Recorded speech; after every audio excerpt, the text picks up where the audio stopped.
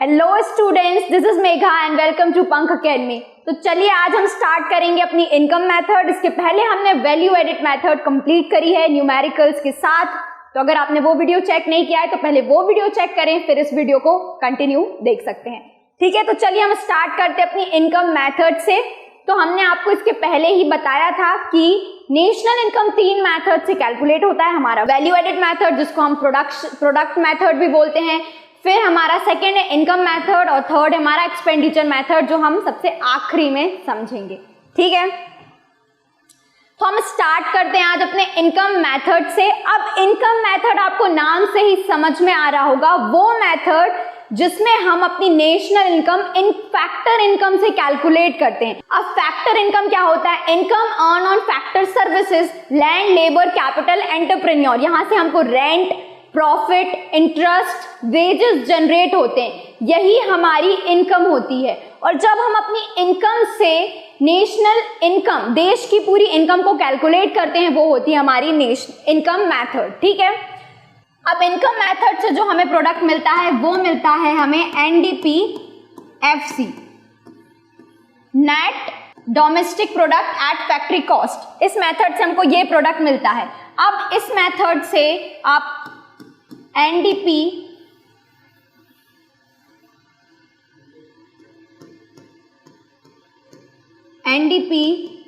is equals to COE plus operating surplus plus mixed income. इन सबका मैंने short form लिखा है।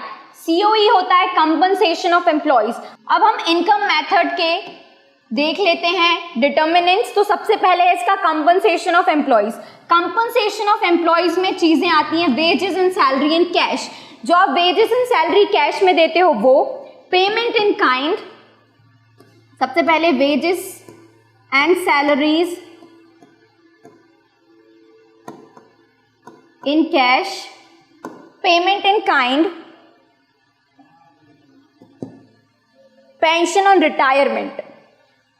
तो ये 3 चीजें आती हैं कंपनसेशन ऑफ एम्प्लॉइज में। सबसे पहला wages and salaries in cash, payment in kind and आती है हमारी पेंशन ऑन रिटायरमेंट। अब पेंशन ऑन रिटायरमेंट और ओल्ड एज पेंशन, ये 2 अलग अलग चीजें हैं। पेंशन ऑन रिटायरमेंट आपको मिलता है, आपका ही फंड होता है, वो आपने जो सर्विस प्रोवाइड की इतने सालों तक, उस पे जो आपको फंड मिलता है at the end of your service, उसको बोलते हैं हम pension on retirement. Old age pension एक डोनेशन की तरह होता है। ठीक है, तो डोनेशन वाली चीजें हम, गिफ्ट वाली चीजें हम नेशनल इनकम में नहीं लेते हैं। हम सिर्फ नेशनल इनकम में वही चीजें लेती हैं जो हमने अर्न की हैं। ठीक है, और इनकम मेथड में तो ऑब्वियसली हमारी अर्नड चीजें ही आती हैं।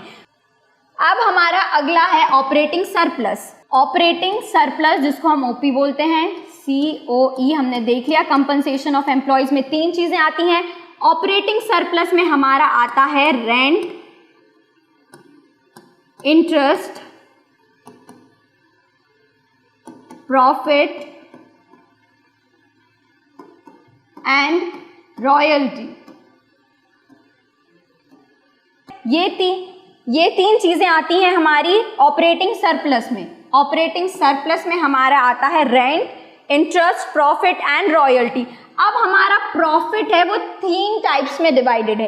एक है अनडिस्ट्रीब्यूटेड प्रॉफिट,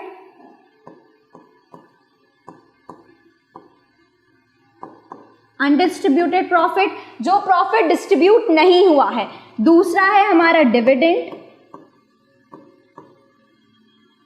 डिविडेंड होता है डिस्ट्रीब्यूटेड प्रॉफिट, जो प्रॉफिट डिस्ट्रीब्यूट हो गया है वो हमारा डिविडेंड होता है।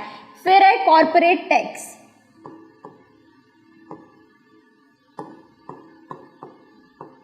तो ये तीनों चीजें हमारी प्रॉफिट का पार्ट हैं।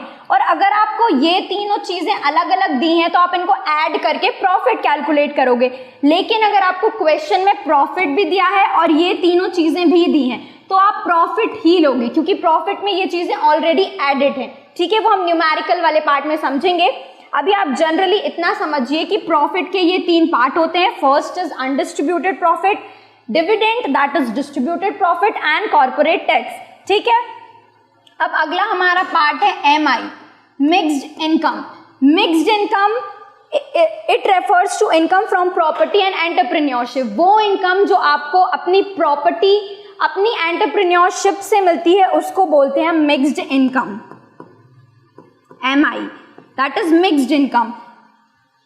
ठीक है, ये बहुत सारे लोगों की इनकम को मिक्स रखती है। जैसे सपोज मान लीजिए आपके घर में एक खाली रूम था, आपने उसको शॉप में कन्वर्ट कर लिया, वो आपका खुद का ही रूम था, आपने कहीं से उसको रेंट पे नहीं लिया और उसको आपने शॉप में कन्वर्ट करके आप वहां से प्रॉफिट अर्न कर रहे हो, एक बिजनेस एक्टिविटी रेगुलेट कर रहे हो, तो वो होता है मिक्स्ड इनकम। जब आप अपनी ही चीजों से, अपनी ही प्रॉपर्टी से इनकम जनरेट करते हो उसको आप बोलते हैं मिक्स्ड इनकम। और इसमें बहुत सारे लोगों की इनकम मिक्स्ड होती है, इसलिए हम इसको बोलते हैं मिक्स्ड इनकम।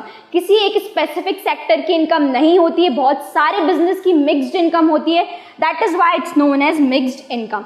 ठीक है, तो हमारा इनकम मेथड से जो प्रोडक्ट हमें मिलता है वो मिलता है NDPFC, that is net domestic product at factory cost, और नेट डोमेस्टिक प्रोडक्ट हमें मिलता है इन तीनों चीजों से, that is COE, compensation of employees plus operating surplus plus mixed income.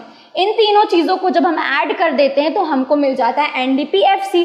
अब COE में आपने देखा कि 3 चीजें आती हैं, आपको हमेशा डायरेक्ट न्यूमेरिकल्स में COE नहीं दिया होगा, ये तीनों चीजें दी सकती हैं, wages and salaries, payment in kind, pension on retirement, तो ये तीनों चीजें आती हैं हमारे COE में।